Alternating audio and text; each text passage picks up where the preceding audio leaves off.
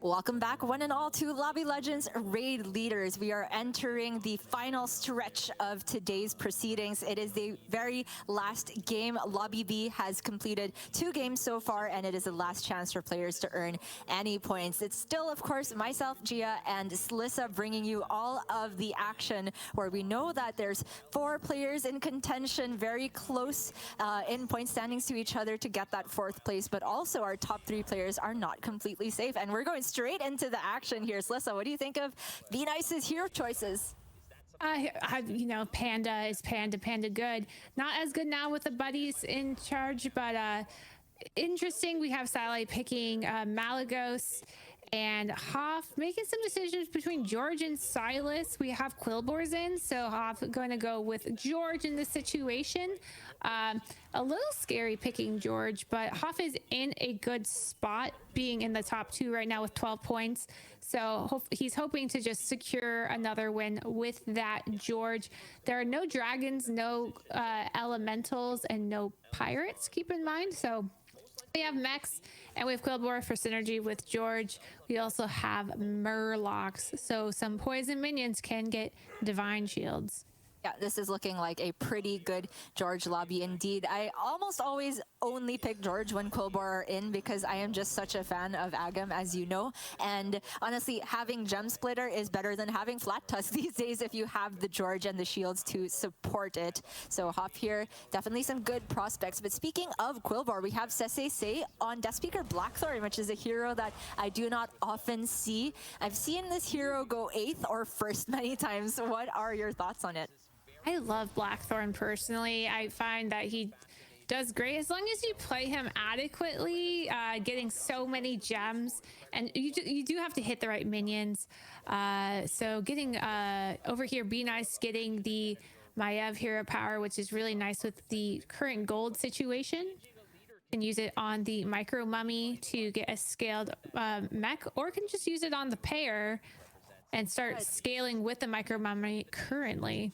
It's a big decision here as early as now, because you can say buying the mummy now means more stats in the long run, but buying the Murloc now means that you can get more meter and be stronger for the immediate fight. So Be Nice actually prioritizes getting that nice 3-4 stat line, which is so likely to value trade as early as turn 2.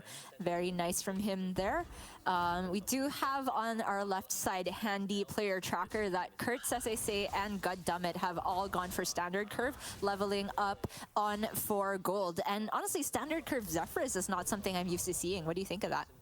I think, you have to go with what you're offered. And if the shop isn't giving you a pair or isn't giving you a token for turn 5 gold, then doing the standard curve sometimes is forced upon you. And then we see Satellite here getting offered a triple, but a really awkward turn because no token in shop, and decides to roll out of it. It comes back. I'm surprised he didn't just hero power first to see what else he could get if he could hero power for an Alley Cat token. But instead tries to roll for Alley Cat token so that he could double hero power it.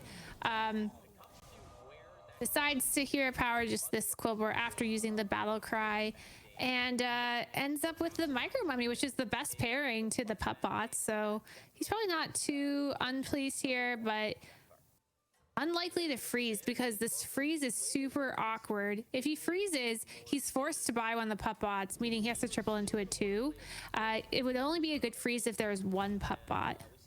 Right. I mean, this is just one of those really weird spots as Malagos where you have to do so many instinctual odds calculations in your head as to, is it better to hero power in the shop and try to hit a token there, or roll for the token and then hero power your shop? Do you settle for an early triple, and what turn are you able to maximize the buddy potential, because you could hero power the shop and make that tier go up, or you could hero power something you tripled into and turn it straight into a 6 drop, and that's a lot harder to do without the Murloc Tidehunter in the pool anymore. Pup-bot triple in particular is questionable because Divine Shield, having that merged into 1 instead of 2, I feel has been a detriment. Another decision for Be Nice. 3 wishes. I believe he has a pair on board, and he does. So he could use it this turn and triple into a 3-drop because he does have the level potential. Unlikely to triple into a 2, but you know, people have been surprising me today. So maybe. All right. On 3. Ooh, Bird Buddy, which I know you are a fan of, and there is Alley Cats in the shop. Avenging It's on the board. This is a good tempo piece for Be Nice and should allow him to level quite nicely. Over here with Say, he was given quite an ugly shop, and I think he was staring at it for a while to contemplate should he just level here. Really awkward gold turn to level though, especially in this buddy meta, because the earlier he gets his buddy, the better. But yeah, just given some pretty terrible minions for turn 2. Yeah, not going to be a win in this fight, I don't think. But you know how There's we a call chance. this meta? Oh no, there's no chance. Just kidding. But minimize damage, not killing the trickster, or the imp. That is an imp, not a trickster. I know my card names. Right.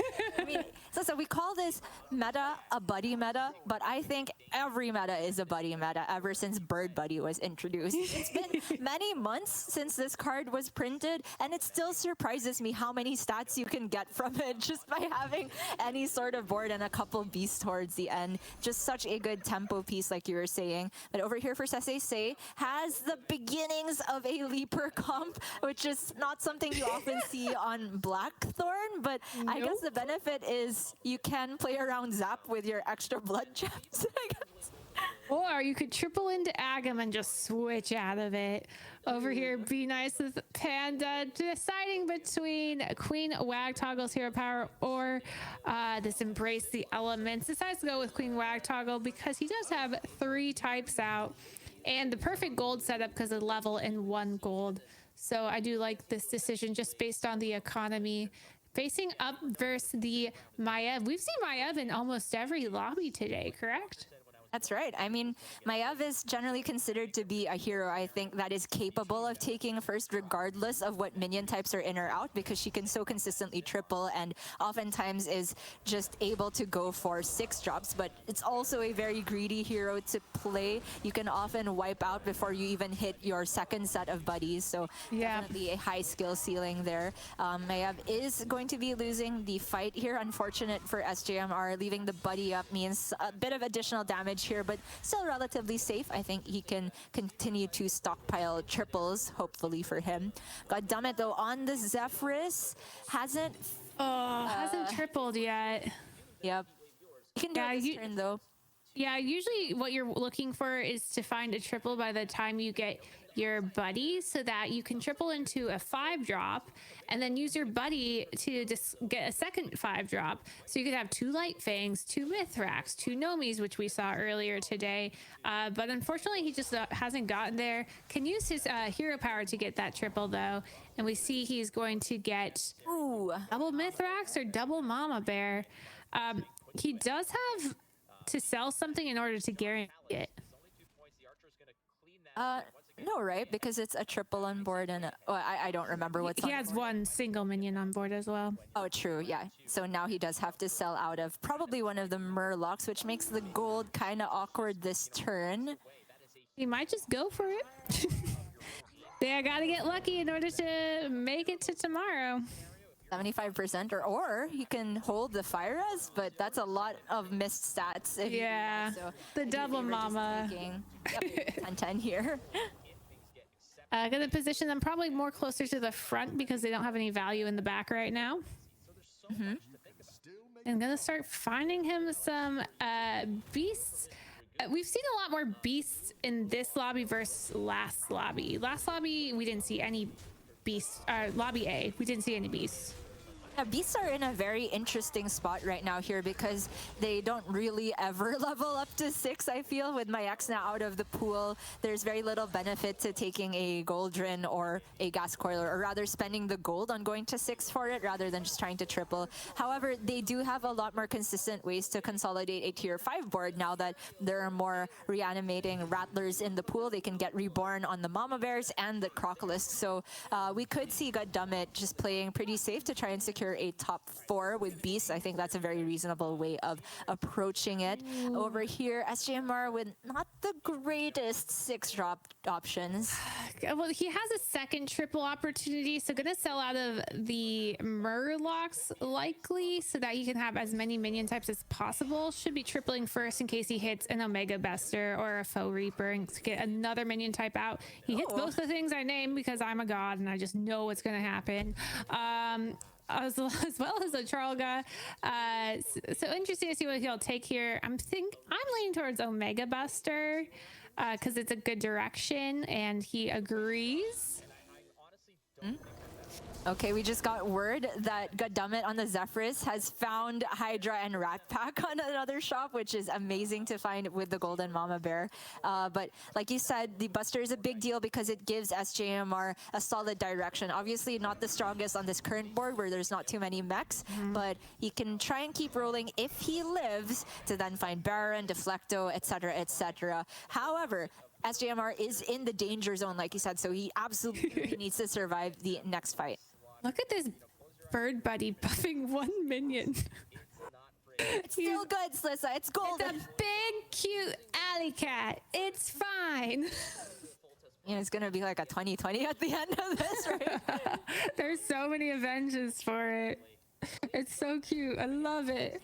All right, so we have Ken on Millhouse with a bit of a Murloc start going off first, the Maiev, who we just saw getting all those triples. Is the Omega Buster going to be enough?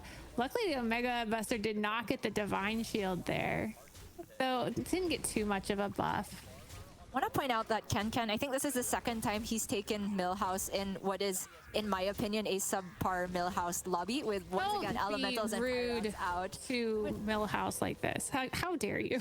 I know, it's my favorite hero, honestly, but I recognize that some lobbies are way worse for it than usual, and playing Millhouse and Murlocs is kind of hard to pull off because you do have to generally roll a lot to find the good Murlocs Primal Fin. But Ken, big Millhouse stand it looks like, and I can get behind that. We'll see if it makes he can make it work. Unfortunately, Ken is one of the players that didn't respond to us when we reached out to him, so we have very, very little information on him. We'll call him the man of mystery. We got some last minute, though. Last minute info. I don't know if you got it from me. I did get last minute info from Ken, and again, he was just very humble. Like, no accomplishments listed kind of thing. He said accomplishments, none. Okay, well. Which I just don't believe, but his favorite hero is Zephyrus, if you care to know, and favorite minion friend of a friend. All right. Well, I apologize for thinking he didn't respond to us. But even if he didn't, I understand. It's busy prep time and other things for Lobby Legends. Be nice here with a Discover on 5 between Brand and Sefin. I mean, I'm a Brand gamer, and so is he.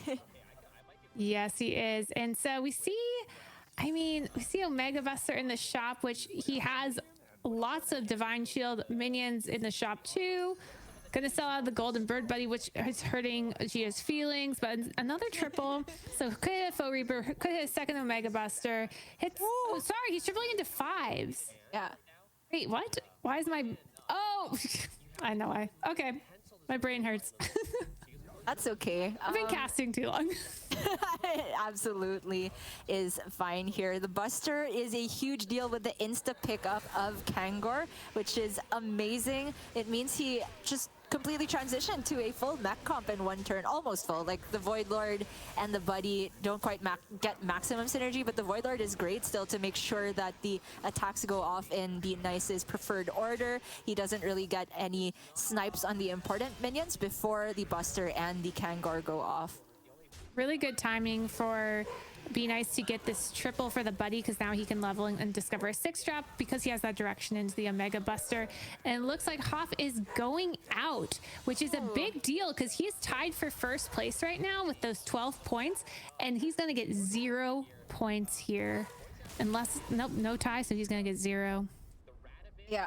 On average, he still has like an above average amount of points you can earn overall because with 3 lobbies, saying you get 12 total is like saying you got 4 per lobby, which is in theory enough to get you through the upper half, but that's not always how the points pan out here. We could have a huge distribution towards the top, so still going to be a bit scary for Hoff towards the end there. He can do nothing but wait and see from this point. Be Nice, however, the other front runner at the moment, is looking pretty solid indeed here. He's going to level for a 6-drop on the triple, trying to hit another buster, and he absolutely does. That is huge. Oh my goodness. I was curious why he didn't hero power first to see what could be over there, but maybe, you know, he wanted some more direction from his discover.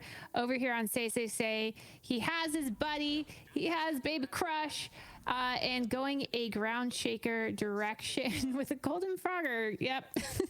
Yeah, this is a make do with what you have type of comp right here. Yes, where he's got the infamous Beast and Quillbore synergy here.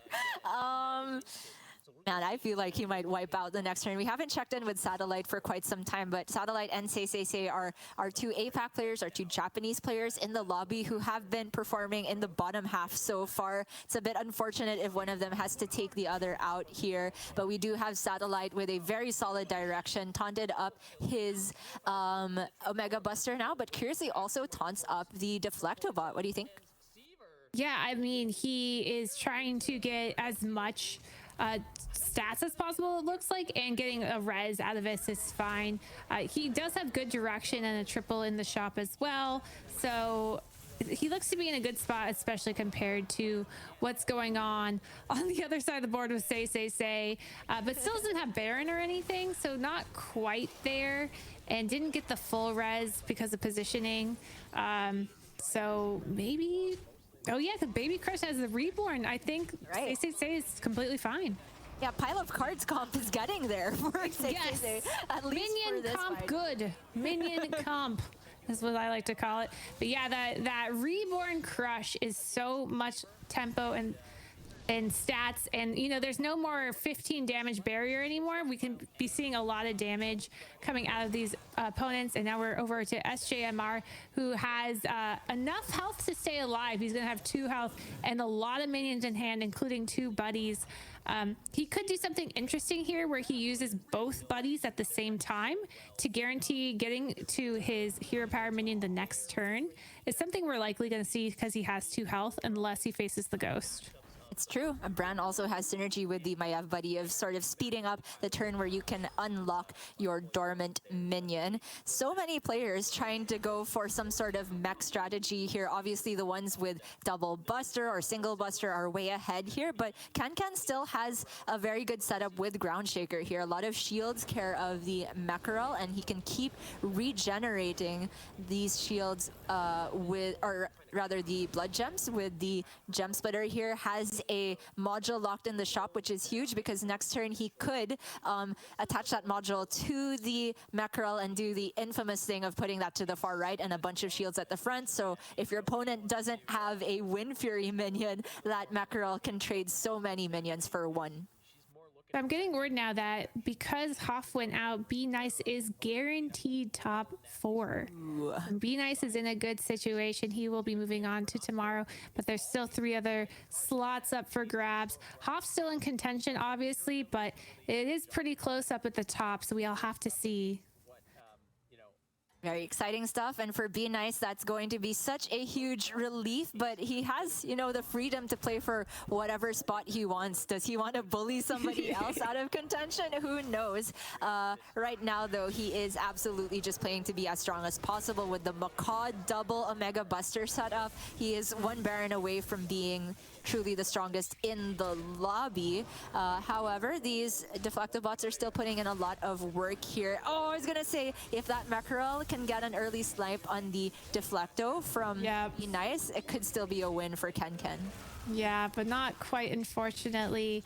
But you know, this still is looking quite close. True. And I want to point out Goddammit is in first place right now. He was one of those people on the cusp who I said was going to win this game. He's going to turn this around and get it first. And he looks to be doing really well up there with Zephyrus. And Millhouse takes out Be Nice into 7th place, tied with Lich King and somebody else. Ooh, Maiev going down as well as JMR. That is really rough because that's our two Chinese players out in 7th and 8th, but also Be Nice died? Be Nice died. And Kurt. 15. Whoa, what happened here?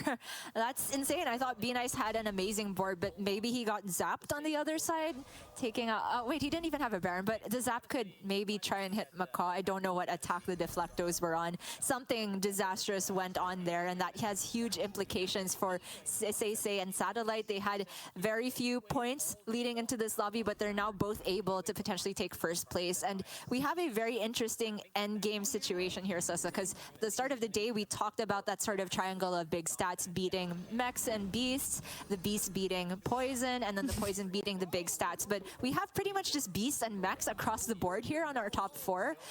Who comes out on top then? I mean, it's so hard to say right now.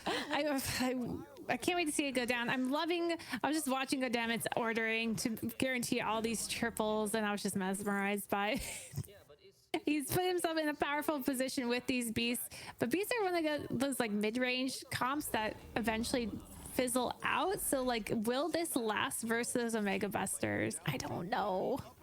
He has a Seafood Slinger. He could transition, and that zap to take down the Baron. Yeah, the zap is a huge deal here. I wonder if Satellite has had any time to pick up blood gems to play around Zap. Looks like he hasn't. That Baron is getting sniped right away, but it's a big deal that Satellite attacked first, so he could at least get some value from the Baron off the first Omega Buster. Will it be enough?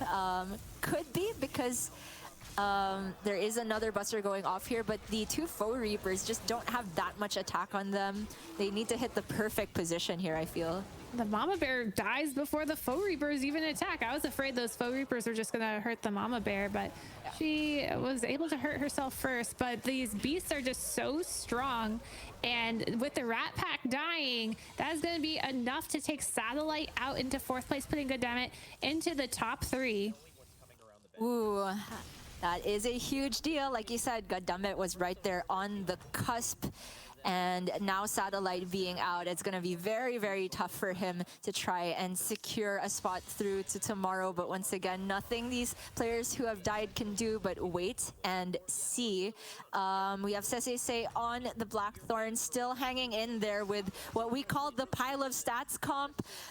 No real synergy going on. Somehow he's made it to top 3. This is what I like to see, you know. This is something that really separates a top Battlegrounds player from a mediocre one, I feel, which is trying to figure out the small outs you have to just stay in there and scrape for the best possible placement you can get, even though there's no obvious synergies with your comp.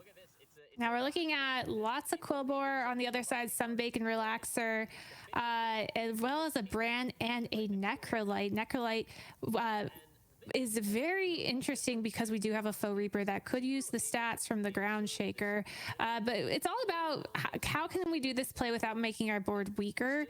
The Savannah Highmane isn't a ton of stats, so I mean, knowing what Goddammit has, because we have the caster vision and we know that he has all these beasts, and I don't think he had a lot of taunts.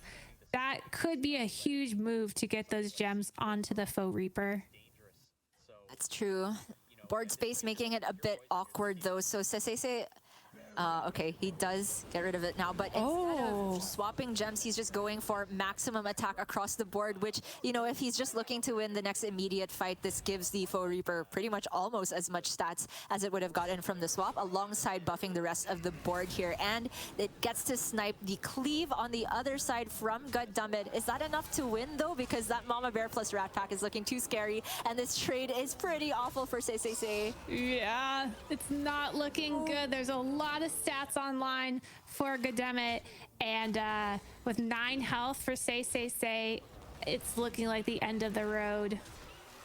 Bit rough here, and we also got confirmation that Satellite is 100% out, so Sesese, I mean, he gets a decent amount of points here, but he was only working with 1 point going into this final lobby, so it's not looking great for him either. Again, we will wait to the end for final confirmation, of course, but for now it's going to be a head-to-head between two players that were just dominating the lobby. Goddammit and Ken still extremely healthy for this late in the game. Who is going to come out on top? It's the mechs with Mecharel and another Ground Shaker comp versus the Mama Bear with tokens.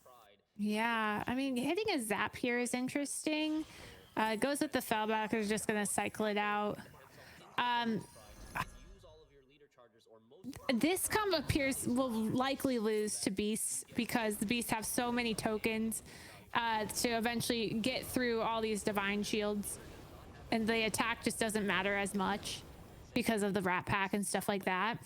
Yeah. So I would think that Goddammit takes it here because of Rat Pack, and he can even try to get into another Rat Pack if he wanted to. It's better than the Goldrun, I think. But this is only taunted minion right now, so... Yeah, pretty close. The board space is really tight here for Goddammit. I do think that Goddammit will win. I agree with you on that for sure, but it's not a guaranteed kill, especially with Ken on 27, which means that Ken has at least one more turn likely to try and tech around this. It's really difficult to do so though, because Goddammit isn't even particularly weak to Zap at the moment. He has at this turn he'll be weak to Zap, but next turn not necessarily, because, you know, Quillbar in, he can keep buffing the Baron, and we'll see how it pans out. I also want to point out that it is kind of interesting that Ken has this type of comp on Millhouse. This is one that requires a lot of rolling to hit all these Deflectos. Mechs in general need a lot of rolling, but he's made it work. Yeah, that is impressive. Millhouse does not do well with heroes that don't offer ways to make rolling cheaper, or just battle cry. Millhouse is well with battle cry type of composition, so the fact that this doesn't have any battle cries and is just purely based on gem generation is quite impressive for a Millhouse. I think we may have misevaluated here though, because it's looking like Ken is going to take a resounding victory here. I forgot to account for that Harvest Golem at the end there being the reset that he absolutely needed to make his board truly pop off, and it's going to be 11 damage through to Goddammit, and instead it's Goddammit who has to think about how to beat this board. The Mecharel refreshing so many times is a huge problem for him, and he's not easily able to get like a big Wind Fury minion in front to beat that. So what do you think he'll do here? I think he'll recognize that the Goldrun Baron isn't what's keeping him in play. It's more of just having a bunch of tokens and looking for maybe a Mechano Tank and more rats and getting out of the Goldrun Baron. I think that's what wins it, is just Ken's composition is very squishy. It can die very easily to some tanks, and so this Goldrun direction isn't quite the way he should have. It could be going. There's a Rattler over there, but again, it's not going to go on a token. And if he buys this, there's so little money to work with left with a proper minion to end on, because he has to create space first to play the Rattler. And I guess the Baron can go out from here. I don't feel it's particularly helpful with the board. Right. We need more space for the rats to proc. I do like it that he at least moved the Baron. There's another rat in the shop, but it's too late. And he's not even freezing it. Wow. Yeah. I think the look on his face is kind of like, I don't know. What could beat this too is a Wind Fury minion, but with no elementals, then you'd have to hit a Wind Fury Amalgadon. Yeah. Does position the Baron as a shield procer, but he needs so many bumpers with this many refreshes on Mecharel. It just doesn't work out very nicely, but there is, you know, a decent amount of board space for the Rat Packs, but it doesn't die right away, but now it dies. Okay. Panic. Now the rats need to shave off the shields here. Yeah, there's just so many. I still don't think Goddammit is going to get there. There's too many refreshes on the side of the Millhouse from Ken, which is so interesting to see. This Millhouse, if you covered the hero and showed me the board, I'd think this looks like a Vol'jin, maybe. I wouldn't. Glass cannon board. But we still have time. We have 7 health. 7 health on the Dream on this side. Passes by the Macaw, so is not interested in going into a Macaw build. Looks at the Ghoul. Yes, that's huge. The Ghoul is huge, but keep in mind that the Holy Mecharel will get the Divine Shield back. Though the ghoul will go off twice. Oh, if he keeps the Baron, yes, it will go off twice. I don't know if he has space to keep Baron if he's playing the Ghoul, though. It's really difficult to say, but the Ghoul will make a huge difference in that if Ken doesn't choose to respect it, the Deflecto bots could die at the beginning of the turn. You think he likes the tank as much as I do? I just think it's a really cool tech to put in right now. I can't completely remember the board state, but yeah, if it ends with like a couple Deflectos, they were all at 2 health, right? Or like the 2 ungolden ones, it could be a huge deal. And it looks like we have a Necrolite in hand looking to transition the gems onto the Foe Reaper. We have to, he wasn't playing around Cleave before, and I wonder if his eyes will be aware of that Cleave. Wait, so many actions. 2 seconds left, but so many gems, no time, and he ends on 6 minions. No. Okay, maybe Oh the 6. no. Oh no, Ken. Yeah, and he gets ghouled here, which is a complete disaster. I was going to ask you if you thought that the ending on 6 minions was intentional, or if it's just a side effect of not having a good buy. I mean, you can definitely end on 6 minions with the Holy Mackerel, because you just assume it gets the Divine Shield back, and then you attack with a Divine Shield, so it's not the end of the world with a Divine Shield, or a taunted Divine Shield Holy Mackerel, but was not expecting this ghoul, was not expecting this board, did not give himself enough time to put the gems out, and that is going to be a rough loss for Millhouse Ken. Is it enough? It is not. We have one more round of this, and so now he has information. He knows about the ghoul. He's going to play out a gem to have some board space for a second Holy Mackerel, and that will be interesting too if you can taunt it. And I love that we're ending the day on this very interesting endgame spot where both players don't really have the flexibility to completely transition out of their comp, but they can have a lot of mind games of how they position, because Goddammit will also know that Ken knows about the ghoul. And if he knows that he knows that he knows, then he can also potentially take out the ghoul, because it's not super good if Ken positions around it, or move the ghoul to a later position. And there's a lot of mind games to be had here. I'm super curious how Ken will approach it. He also has second Mackerel and an Argus, so if he wants, he could attempt the ping pong as well. So many ways to approach it. Yeah, you have to give these pro players credit. They think about, what is my opponent doing to what I did, and what do I do to do a step above that? This goes through your mind. You have to play out the scenarios. How do you counter the counter that they're considering? And if they're considering that counter, then what do you do? Like, what are the best options? That all goes through your head in tournaments. Trust me when I say this. And it's a big minefield. But we do see this final battle. We did get a gas coiler in on Godammit's side, and the ghoul stayed in as well. And Ken just didn't really play around ghoul attacking first still, maybe because he didn't really have a reset available, or a convenient one. The only real reset on this board is on the Mackerel itself, which has to stay on the far right. But it pans out in a decent way still, in that the first Deflecto bot got a value trade, so it's really only the second Deflecto that got wrecked by the ghoul here. Oh, and that amazing cleave on the Foe Reaper was going to be a big deal. However, like you said, it already got a lot of the work done here. Yes. Convincing victory for Ken. Yes, Ken will take this lobby over Goddammit, giving him a second place, Ken a first place. And in just a second, we are going to see the results of what 4 players are moving on to tomorrow's final top 8 game.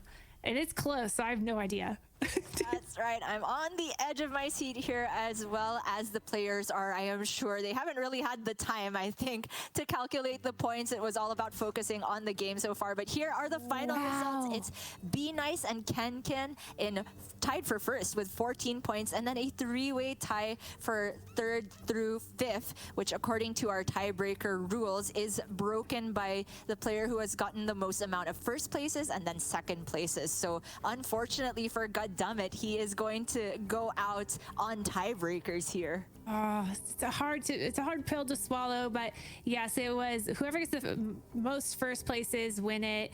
The first tiebreaker, Kurt got that. Hoff got the second one with the most amount of seconds. So unfortunate for Goddammit. He had a good comeback, but it just wasn't enough. That is right, and that means that we have our top 8 for tomorrow completely locked in. Unlike Lobby A, though, our 4 representatives from Lobby B are not evenly distributed across the regions. We do have Be Nice and, Ken and Kurt making it through. I didn't get a screenshot there. Oh, was it? Did they both make it through? Yeah, I think we had double America's representation. Yes! Yes! No APAC Sorry. players. No. Oh, I forgot to brag about that, about how the Americas are so stacked. Do we have the most players going through? Yes, you do. Oh, feels good. Feel good. And then it's your constant tournament teammate in Educated Collins. Yes, Lissa, you get to brag here. I have to hold the L. However, we also need to sing the praises of Be Nice in particular, who has had such a consistent result here. Hoff as well, doing very, very well and representing China as one player going through. You'll love to see it. There's such strong competition and a very cool endgame situation here between Goddammit and Can, although that is really a heartbreaker for Goddammit. I'm honestly not sure who is favored to win this last fight, but it really all came down to that, to see who between Can and Goddammit would go through. Yes, I'm so excited to be moving on to tomorrow and see our first ever Battlegrounds Czech format tournament. I don't think any community tournament has done Czech format yet that I've been aware of. So this will be very interesting watching it pan out tomorrow, where players are fighting to get to 20 points. And once they get to 20 points, the first person to get a first place will win the tournament. Tomorrow will either be a really short day or a really long day, which is fun for Gia, who lives on the other side of the world from me. I don't know, Slissa. I'm completely wide awake. I had a lot of coffee. It's 3 a.m., but I am still raring to go for more Battlegrounds action, as I hope a lot of our viewers are as well. Fear not, we still have the second day, like you said, Slissa, tomorrow, which could go long or short, but I do think it's going to go longer because our players will be very much aware of who has the lobby in check, and they will be trying to bully that player to make themselves have a fighting chance towards the end here. But of course, we can see here our final players for tomorrow. Top 8, Educated Collins, Bayou, Ponpada, Babofat, Be Nice, Can, Kurt, and Hoff. Okay, so it's a hard question. If not Collins, who are you cheering for the most?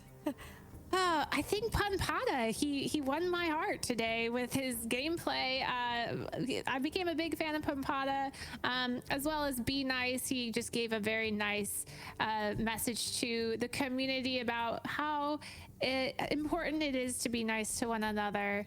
And also Kurt, as we got to see him play Mr. Bigglesworth, which I think is just such a treat for the audience.